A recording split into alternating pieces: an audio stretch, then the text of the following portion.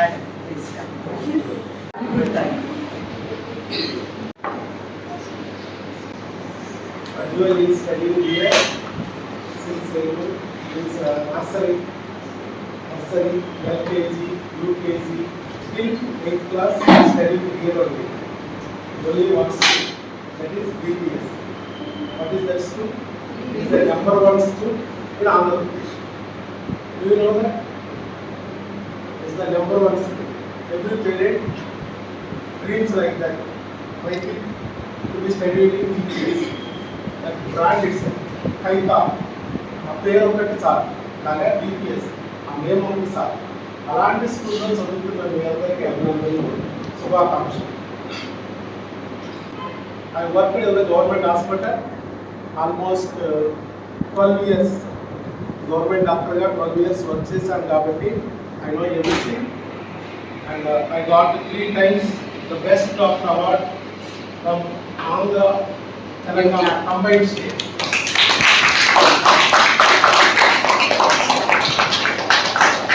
We have a YouTube channel, Yakini Hub and Yakor Hub. It's almost 45,000 subscribers are there. And we are getting almost 200 to 300 rupees every day. From corner of Andhra Pradesh, Telangana and throughout India, we are getting the patients from here. Our hospital is staying there in the Prasadam, near to our school. This school, my Papa Sanagori school, is 8th class of Saturday. Kalapur, every day is first year.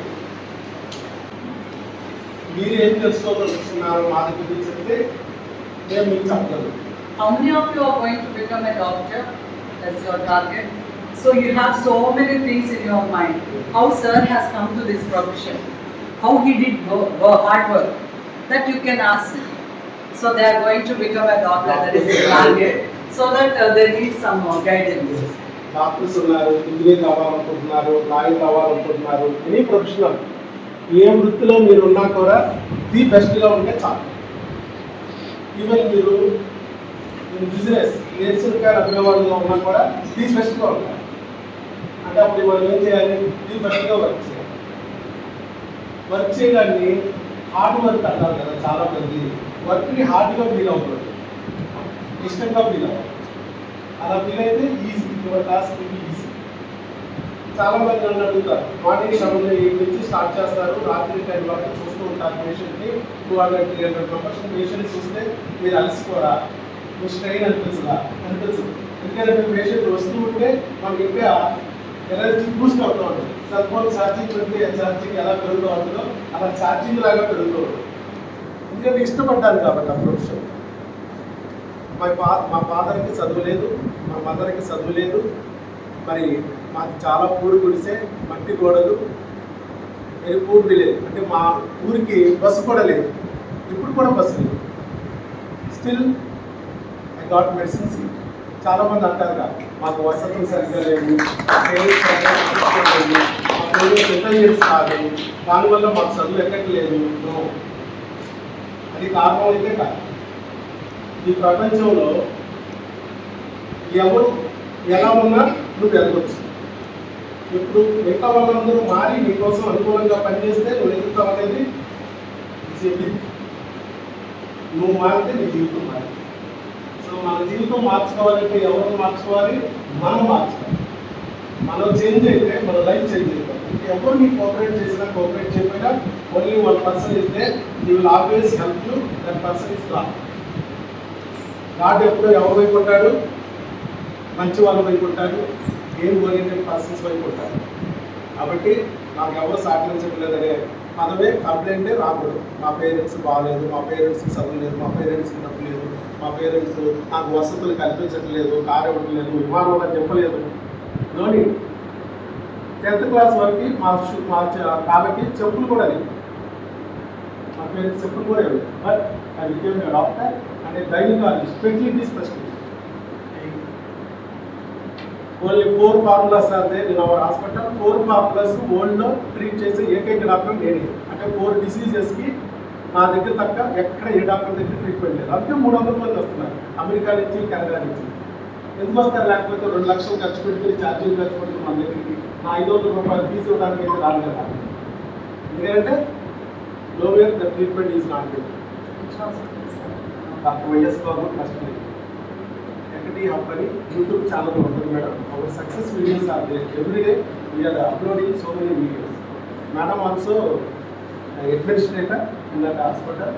She is managing almost 40 members, staff members, nurses, pharmacists.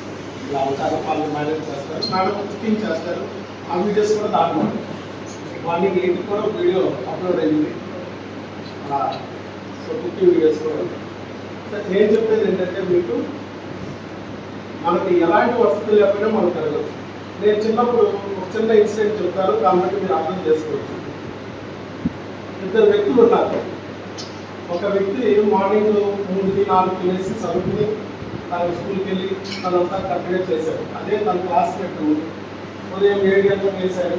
లేచి స్కూల్కి వెళ్ళాలి కదా, అమ్మంటే ఆ స్నానం 2 నీళ్ళు చదువుకోవడం, పరిగెత్తడం స్కూల్కి, అలా చేశాడు లేజీగా. చిన్నప్పుడు ఎన్ని 4 ఇయర్స్ ఆయన ఎర్లీగా లేచాడు, ఈయన లేట్గా లేచాడు. 4 ఇయర్స్. ఆ తర్వాత ఆఫ్టర్ 20 ఇయర్స్ ఈ వ్యక్తి ఏమో డాక్టర్ అయ్యాడు. ఈయన 7-8 చేస్తున్నాడు, కానీ డైలీ ల్యాక్స్లో సంపాదిస్తాడు. డైలీ ల్యాక్స్. ఇంకొక వ్యక్తి ఏమో ఇడ్లీ బండి ఓనర్ అయ్యాడు. మార్నింగ్ 3కి లేచి రోజు పప్పు కలుపుకుని పిండి అన్నీ రెడీ చేసుకుని ఇడ్లీలు బండికి వెళ్ళాలి, లేకపోతే ప్రతి గడవదు. ఎంత కష్టపడినా రోజు మొత్తానికి 1000 రూపాయలు ఇస్తే గొప్ప. Same classmates, same status. మరి 2 జీవితాలు చూసారా? 4 ఇయర్స్. ఈయన 40 ఇయర్స్, 7-8 ఇయర్స్ ఎవరు అడిగేవాళ్ళు. ఆ 4 ఇయర్స్ నేను చూశాను. ఆ స్టేజ్లో మీరు ఉన్నారు. ఆ 2వ పర్సన్ రోజు లక్షల్లో సంపాదిస్తాడనే పర్సన్ నేను. ఆ ఇంకొక పర్సన్ ఇడ్లీ బండి నడుపుతున్న వ్యక్తి నా ఫ్రెండ్. చూసారా? మీరు ఈ టైంలో పెట్టే టైము ఎలాంటిదంటే మీకు ఫ్యూచర్ ఇన్వెస్ట్మెంట్ లాంటి. చాలామంది అనుకుంటారు కదా, కొద్దిగా 4 ఇయర్స్ ఎంజాయ్ చేయాలి కదా, ఇలాగా మన స్కూల్ అయితే చేయండి, ఆడండి, మామూలుగా మీ ఫ్రెండ్స్తో గడపండి, అన్నీ చేయండి. కానీ ఏ రోజు క్లాస్లో పాఠాలు ఆ రోజు మీరు ఇంటి దగ్గరికి వెళ్ళి చదువుకుంటే 2 అవర్స్ 3 అవర్స్ అయిపోయింది. జస్ట్ బుక్ తీసి మీరు అది చదివేసుకుంటే వెంటనే, ఎందుకంటే మ్యామ్ క్లాస్లో చెప్పుకుంటారు, మీకు అప్పటికే కొంచెం బుర్రలో ఉంటుంది కాబట్టి కాస్త గుర్తొస్తూ ఉంటుంది, అక్కడ మీకు క్లాస్ చేయగలుగుతారు. ఇంకో 2-3 డేస్ అయితే గుర్తుంటుంది. చెప్పేది ఏంటంటే మీరు పైకి రావాలంటే మాత్రం మీరు మారాలంటే మరి ఏమున్నాయి మన దగ్గర? బ్యాడ్ హ్యాబిట్స్, గుడ్ హ్యాబిట్స్ 2 చూసుకోవాలి. గుడ్డుని పెంచుకోవాలి, బ్యాడ్ని తగ్గించుకోవాలి. Little bit difficult, but practice చేస్తూ ఉంటే చాలా ఈజీ అవుతుంది, చాలా ఈజీ. బ్యాడ్ ఏముంటుంది? మనకి మెయిన్ శత్రువు ఎవరు? మన ప్రధాన శత్రువు cell phone. Your first enemy is cell phone కదా. And your best friend is also cell phone. Best friend. మీకు ఏదైనా క్లాసులో టీచింగ్ అవసరం అర్థం కాలేదు, యూట్యూబ్లో కొడితే వచ్చేస్తాను. మా అబ్బాయికి మేము ఏమీ నేర్పచ్చు, నాకు గేమ్స్ అంటే ఏంటో కూడా తెలియదు. వాడు ఎంత పిల్లలుగా ఉన్నప్పుడే గేమ్స్ చూసేవాడు సెల్ ఫోన్లో. ఎలా చూసావు? నువ్వు టైప్ చేయాలి కదా, లెటర్స్ కూడా కొట్టడం రాదు కదా నీకంటే. పక్కన వాయిస్ కమాండ్ ఉంటుంది, దాంతో వాయిస్ కమాండ్తో అదేంటో అది ఎవరదా మారియో అని ఎవరో కిసర మాస్టర్ అంటూ ఉంటాడు. రాత్రి అర్థం పెట్టేస్తాడు. అలాంటి వాళ్ళ పేరు కొట్టేవాడు, ఆ పేరు కొట్టి ఆ వీడియోలు వచ్చాయి, దాంట్లో వాడు సెలెక్ట్ చేసుకున్నాడు, చూసేవాడు. అంటే నాకు అది తెలియదు, ఆయన నుంచి నేర్చుకున్నాను. అందించలేదు అంటే దాని ఇంట్రెస్ట్ ఉంటే ఎలాగైనా నేర్చుకోవచ్చు. అదే క్లాస్ విషయంలో నేర్చుకుంటే సూపర్ కదా. అదే తర్వాత వీడియోని నేను పిల్లలతో క్లాసు టాపిక్ గురించి వీడియో చూడుతున్నాను. చూసారా? సరిపోదు. అటు ఉపయోగపడింది, ఇటు ఉపయోగపడింది. మీకు ఇవన్నీ మీరు నేర్చుకునే ప్రతి విషయము కూడా మీకు ఫ్యూచర్లో కరెన్సీ, మనీ. ఆ మనీ ఎందుకు సార్ అంటే మీరు ఏదైతే చేయాలనుకున్నారో, ఏ డ్రీమ్స్ అయితే మీరు ఫుల్ఫిల్ చేయాలనుకుంటున్నారో దానికి ఇంధనం కదా ఇది. సో అలాంటి ఇంధనం మీకు కావాలి అంటే నాలెడ్జ్. అందుకే నాలెడ్జ్ ఈజ్ పవర్ అంటారు. సో అలాంటి నాలెడ్జ్ ఇచ్చే ప్లేస్ ఇది. సో క్లాస్కి వెళ్ళడం అంటే ఇబ్బంది పడటం అలా చేయకండి. మీరు హ్యాపీగా రండి, హ్యాపీగా నేర్చుకోండి, మంచిగా ఆడండి. మంచిగా ఫ్రెండ్స్తో ఎంజాయ్ చేయండి. రోజుకు 2-3 అవర్స్ మాత్రం మీ ఫ్యూచర్ కోసం ఇవాళ ఇన్వెస్ట్ చేయండి. ఆ ఇన్వెస్ట్మెంటే మీ స్టడీస్. నేను ఇక్కడ మీ దగ్గర ఎదురుకుండా నిలబడ్డాను ఈరోజు. జోని మ్యామ్ గారు నన్ను పిలిచారు అంటే అది దేని వల్ల వచ్చింది? ప్రజ్వలలో ఫాదర్ అవ్వడం వల్ల వచ్చింది. ప్రజ్వలలో ఫాదర్ అవ్వడం ఎలా నేను ఇక్కడ చదివించగలుగుతున్నాను? నేను డాక్టర్ అవ్వడం వల్ల చదివించగలుగుతున్నాను. మా అమ్మాయిని డాక్టర్ చేశాను ఇదే స్కూల్ నుంచి. ఇదంతా దేని వల్ల వచ్చింది? మా ఫాదర్కి చదువు లేకపోయినా, మా మదర్కి చదువు లేకపోయినా, మా ఇంటికి మరి పెద్ద ఆదాయం లేకపోయినా, మా ఆస్తులు లేకపోయినా నేను ఇక్కడ వరకు వచ్చానంటే కారణం ఏంటి? కేవలం స్టడీసే కదా, చదువుకోవడం వల్లే కదా నేను మీ ముందు నిలబడగలిగాను. ఈరోజు మీ అందరికీ ఏదైనా చెప్పగలగడానికి నాకు అర్థం వచ్చిందంటే నేను చదువుకోవడం వల్ల. క్రూషియల్ టైంలో కూడా మీరు ఎట్లా సక్సెస్ అంటే మీకు ప్రొఫెషన్స్ అన్ని ఏమి లేకపోయినా how you did hard work? నేను మా స్కూల్లో నేనంతా చదివిందంతా గవర్నమెంట్ స్కూల్. ఇక్కడ చెప్పాను కదా 10th క్లాస్ వరకు నాకు చెప్తే లేవంటే ప్రైవేట్ స్కూల్. అప్పుడు ప్రైవేట్ స్కూల్స్ కూడా తగ్గలేదు, కాన్వెంట్లు అనేవి ఉండేవి, కానీ అది కూడా తక్కువ. అలాంటప్పుడు మరి మా ఫాదరు మదరు నేను ఎప్పుడు చదువుతున్నాను, ఎప్పుడు వాళ్ళు ఎప్పుడు ఏమనేవాళ్ళంటే ఎందుకు 24 గంటల పుస్తకాలు పడుతున్నాం, ఇచ్చిపోద్ది కచ్చి వాళ్ళ ఇల్లు కచ్చి ఆడుకోనేవాళ్ళు. Book is my friend. ఆ బుక్నే నా ఫ్రెండ్గా మార్చేసుకున్నాను. ఆ తెలియని విషయాలు కొన్ని తెలుస్తున్నాయి. అట్లా చదువుకుంటా ఉంటే నాకు కొంచెం ఆనందం కలిగేది. ఈరోజు నా చదవకపోతే ఏదో మిస్ అయ్యానని ఫీలింగ్ ఉంటుంది. ఏదో మిస్ అయ్యాను, ఇవాళ ఏదో తప్పు చేశాను. డైలీ అది చదువుతూ ఉండటం అనేది అలవాటు చేసుకుంటే అది మీకు మన గుడి హ్యాబిట్ లాగా అయిపోతుంది. ఇప్పుడు చూడండి, చాలా మంది రోజు మంది అయిపోతే ఉండలేదు, సిగరెట్ తాగిపోతే ఉండలేదు. ఎందుకు? అది అలవాటు చేసుకున్నారు. అదే మీరు డైలీ వాకింగ్కి వెళ్ళండి. ఫస్ట్ 1 వీక్ కష్టం అవ్వచ్చు, కానీ 8th డేకి వచ్చేటప్పటికి మీరు వాకింగ్కి వెళ్ళకపోతే మీకు ఏదోలా ఉంటుంది, ఏదో కోల్పోయినట్టు. సో గుడ్ హ్యాబిట్స్ అయినా బ్యాడ్ హ్యాబిట్స్ అయినా మనం అలవాటు చేసుకుంటాం. అది బ్యాడ్ హ్యాబిట్ అలవాటు చేసుకున్నప్పుడు గుడ్ హ్యాబిట్ అలవాటు చేసుకుంటే మన లైఫ్ మారిపోతుంది. చిన్నప్పుడల్లా నేను మంచి బుక్స్ చదివాను. లైబ్రరీకి వెళ్ళి చిన్నప్పుడు నేను బుక్స్ చదివాను. మేడం అడిగారు కదా నేను ఎలా మారాను, అంత పేరెంట్స్ మీరు ఏం చెప్పబోయారు ఎలా మారారంటే మా ఇంటి పక్కనే లైబ్రరీ ఉండేది. ఆ లైబ్రరీలోకి వెళ్ళి చందమామ, బాలమిత్ర ఇలాంటివన్నీ చదివేవాడు. ఆ మోరల్ స్టోరీస్ చదివాడు. తర్వాత పెద్ద పెద్ద నాయకుల స్టోరీస్ చదివేవాడు. వాళ్ళందరూ చదివినప్పుడు వాళ్ళు కూడా చాలా పూర్తిగా అనిపిస్తుంది. బాగా భేదాలు చూసుకోండి, ఒక చిరంజీవిని తీసుకోండి, ఇంకొకరిని తీసుకోండి, బాగా ఎదిగిన వ్యక్తులను తీసుకోండి. వాళ్ళందరూ చాలా చిన్న ఫ్యామిలీస్ నుంచి వచ్చారు. వాళ్ళందరూ ఎలా ఎదిగారంటే వాళ్ళ కృషి వల్ల ఎదిగారు. ఒక కృషితో మనుషులు మహనీయులు అవుతారు అనేది ఆ బుక్స్ నుంచి నేను గ్రాస్ చేశాను. ఫేమస్ పర్సన్స్ లైఫ్ స్టోరీస్ అన్ని చదువుతుంటే నాలో నేను కూడా ఫేమస్ అయినట్టు అనిపించేది. నేను కూడా ఫేమస్ అవ్వాలనే ఇన్స్పిరేషన్ వచ్చేది. అందుకనే మీరు బుక్స్ చదవండి, బుక్స్ మిమ్మల్ని ఇన్స్పైర్ చేస్తాయి. ఒక బుక్లో చదివారంటే ఒక పర్సన్ యొక్క లైఫ్ను అంతా మీరు ఎక్స్ట్రాక్ట్ చేసి ఒక ప్రిన్సిపల్గా లోపల వేసేసుకున్నారు. వాళ్ళ అనుభవాలు రంగరించి ఉంటాయి కదా దాంట్లో. అలాంటి బుక్స్ చదివితే నా లైఫ్ను మార్చింది మాత్రం బుక్స్. లైబ్రరీలో చదివే గొప్ప గొప్ప మహనీయుల యొక్క లైఫ్ స్టోరీస్ చదవడం వల్ల నాకు కూడా ఇన్స్పైరింగ్ అనిపించి చదవాలి, ఏదో చెయ్యాలి, ఏదో సాధించాలి అనిపించింది. అదే నా లైఫ్ను మార్చింది. సో మీరు కూడా మంచి బుక్స్ లైబ్రరీలో మేడం చదువుతారు కదా, మీకు మంచి బుక్స్ కూడా ఉన్నాయి ఇక్కడ.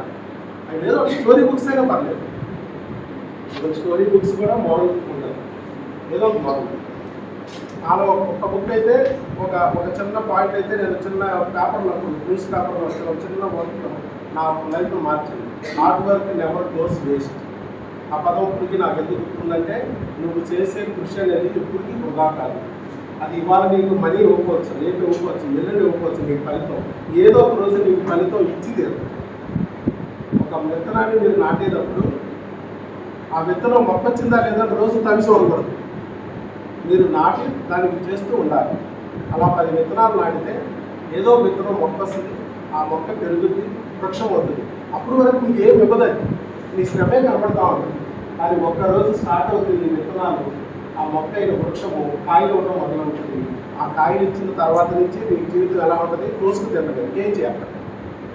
మీరు చేసే స్టడీస్ అలాగే ఉంటుంది. మీరు వాళ్ళు చదివిన చదువు ఇవాళ మీకు ఏమి ఇచ్చినట్టు కనపడదు. అందుకే స్టడీస్ పట్ల మీకు పెద్ద ఇంట్రెస్ట్ అనిపించదు. కానీ ఇలా చదువుకుంటూ నాలెడ్జ్ని గెయిన్ చేస్తూ ఒక స్టేజికి వచ్చిన తర్వాత మీకు ఇవ్వడం మొదలెడుతుంది. అక్కడ చూడండి, మీరు వద్దంటే డబ్బు.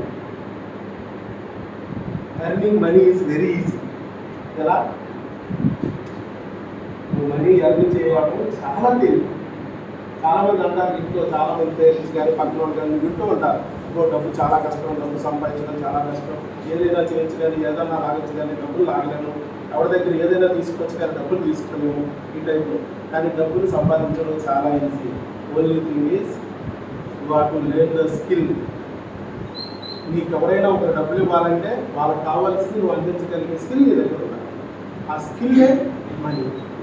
ఆ స్కిల్ని మీరు సంపాదించుకోండి. మీరు డాక్టర్లు అయినా పర్లేదు, ఇంజనీర్లు అయినా పర్లేదు, లాయర్లు అయినా పర్లేదు, ఎనీ ప్రొఫెషనల్ పర్సన్ అయినా పర్లేదు, ఎలా అయినా కూడా మీరు స్కిల్ అనేది ఒకటి ఉంటే, అది మీ ప్రపంచానికి ఉపయోగపడితే, నువ్వు తప్ప ఎవరు అందించలేని పరిస్థితుల్లో ఉంటే you learn lot of and success.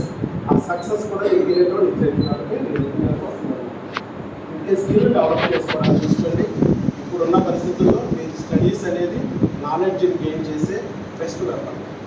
So అలాంటి వెపన్ని ఈ ఏజ్లో మీరు ఇన్వెస్ట్ చేయగలిగితే, టైంని ఇన్వెస్ట్ చేయగలిగితే, దానికోసం మీ ఫ్యూచర్ అనేది అద్భుతంగా ఉంటుంది. మిమ్మల్ని నాశనం చేయడం ఎవరి వల్ల కాదు, ఓన్లీ ఒక్క పర్సనే, అది నువ్వే.